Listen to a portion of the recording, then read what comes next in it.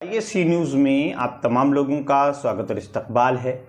जैसा कि हम ये मुसलसल देखते आ रहे हैं और सुनते आ रहे हैं,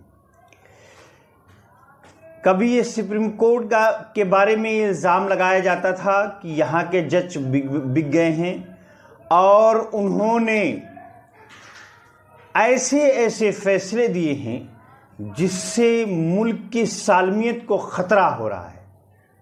लेकिन अब ऐसी चीज़ें हर स्टेट में तकरीबन सुनने में आ रही हैं और ख़ास तौर पर उत्तर प्रदेश के हाई कोर्ट में तो ऐसे फैसले सुनने में आ रहे हैं जैसे लग रहा है कि वहाँ जमहूरियत नाम की कोई चीज़ नहीं। मैं ये ऐसे नहीं कह रहा हूँ, बल्कि आप लोगों ने इससे पहले एक जज साहब यादव जी थे जिन्होंने हिंदू की शिद्दत पसंद तंजीम VSP के मंच से जाकर के मुल्ला कठमुल्ला या इस तरीके से मुसलमानों को दहशतगर्द कहा था। लेकिन अभी हाल ही में एक फैसला ऐसा हाई कोर्ट से आया है, उत्तर प्रदेश UP के हाई कोर्ट से, यानी इलाहाबाद बेंच से, जिसमें कहा गया है कि अगर कोई शख्स या कोई भी आदमी किसी औरत के स्तन को छूता है तो वो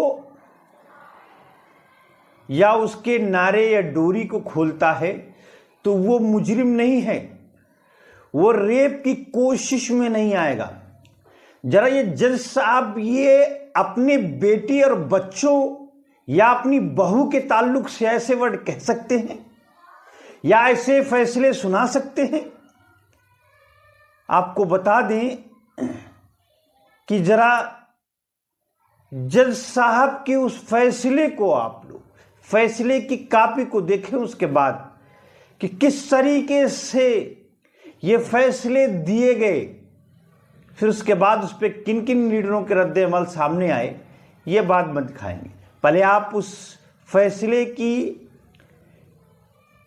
एक न्यूज़ जो सामने आई है, BP न्यूज़ ने उसको क्लिप को क्लिक किया है जज साहब के इस फैसले का, आप लोग खुद ही देखें।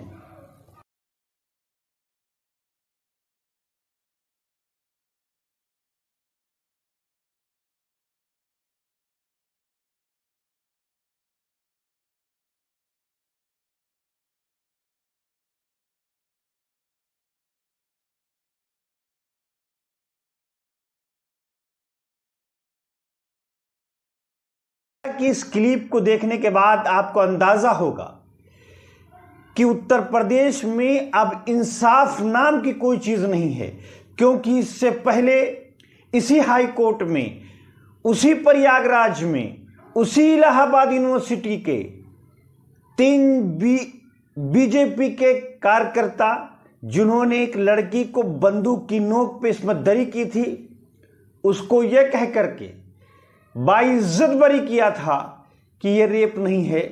यानी अगर आप BJP के हैं तो आप पर ये रेप का इल्ज़ाम नहीं लग सकता, या अगर आपने BJP का सपोर्ट किया है तो जज साहब ऐसे ही फैसले सुनाएंगे।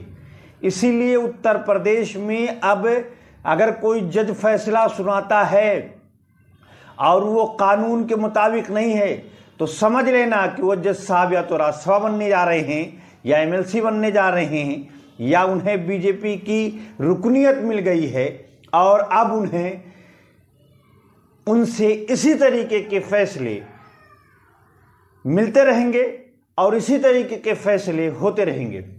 इसीलिए इसके बारे में अपोजिशन ने बहुत ज़बरदस्त एहतजाज किया है। कांग्रेस की प्रवक्ता के बयान को सुनिए और आप खुद ही फैसला करें कि उत्तर प्रदेश में क्या अब ऐसी हुकूमत की ज़रूरत है, क्या अब ऐसी हुकूमत को उत्तर प्रदेश में रहना चाहिए। मेरे समझ से है कि जिस स्टेट में बच्चियों के साथ, वो भी 11 साल की बच्ची के रेप की कोशिश करने वाले शख्स के साथ इस तरह की चीजें की गई हों और जज साहब ये फैसला सुनाएं, ऐसे जज को तो बने रहने का हक नहीं है और ऐसे हुकूमत को भी बने रहने का हक नहीं है जो ऐसे जज को बचाने की कोशिश करे और ऐसे जज की हिमायत में उतरे। आप जरा कांग्रेस के प्रवक्ता का बयान सुनिए कि कितनी सख्त रद्द-ए-अमल उन्होंने जाहिर किया। इलाहाबाद हाईकोर्ट का एक जजमेंट आया है जिसमें कहा गया है कि लड़की के कपड़े फाड़ना या उसके प्राइवेट पार्ट्स को छूना रेप या रेप की कोशिश का मामला नहीं है। इससे बहुत लोग उद्वेलित हैं, बहुत आक्रोशित हैं, बट क्योंकि इतना आक्रोश है तो कुछ बातें और जान लीजिए। पवन और आकाश नाम के दो लड़के थे। उन्होंने 11 वर्ष की एक लड़की के साथ दुर्व्यवहार करने की कोशिश करी, उसके स्तनों को छुआ, उसके नाड़े को तोड़ दिया और उसके बाद उसको पुलिया के नीचे घसीटने की कोशिश की। तभी वहां पर कुछ गुजरते हुए लोगों ने हस्तक्षेप किया और पवन और आकाश उस 11 वर्ष की पीड़िता को छोड़कर भाग गए। ट्रायल कोर्ट ने इसको पॉक्सो के तहत रेप या यौन शोषण के मामले को बताया और ऑर्डर दिया। इलाहाबाद हाईकोर्ट ने लेकिन यह कहा कि यह रेप या रेप की कोशिश करने का मामला नहीं है। लड़की का निर्वस्त्र होना या लड़की को मजबूरन निर्वस्त्र करना हमला या दुर्व्यवहार का मामला बनता है। बस जानकारी के लिए बता दूं कि भारत दुनिया के उन देशों की सूची में आता है जो महिलाओं के लिए सबसे ज्यादा असुरक्षित, सबसे ज्यादा खतरनाक है। न्याय के लिए पीड़िता कहां जाए?